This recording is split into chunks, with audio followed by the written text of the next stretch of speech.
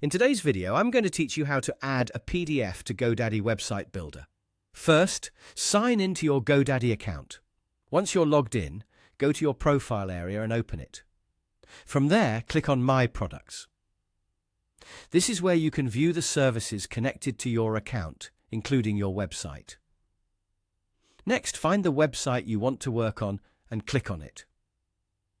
Make sure you're opening the correct site before moving forward, especially if you manage more than one website. Once you're in the website area, click Edit Website to open the Website Builder editor. After the editor loads, go to the page where you want the PDF to appear.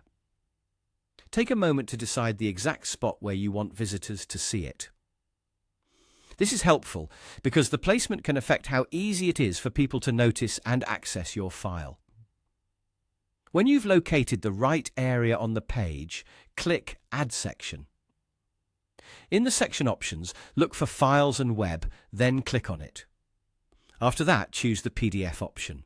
This will insert a PDF section into your page, giving you a space where visitors can interact with the file directly from your website. Once the PDF section is added, click Add to begin uploading your file. Select the PDF from your device and wait for it to finish uploading completely. Depending on the size of the file and your internet speed, this may take a few moments, so give it a little time if needed. After the file has been uploaded, you can customize the section to fit your website's style. For example, you can adjust how the PDF is displayed so it feels more consistent with the rest of your page. This is a good time to preview the section and make sure everything looks clean, clear, and easy to use. Before you finish, double-check that the correct PDF was uploaded and that it opens properly. This helps avoid any issues for your visitors later.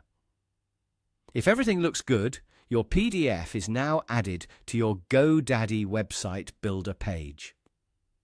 That's it. You've successfully added a PDF to your GoDaddy website.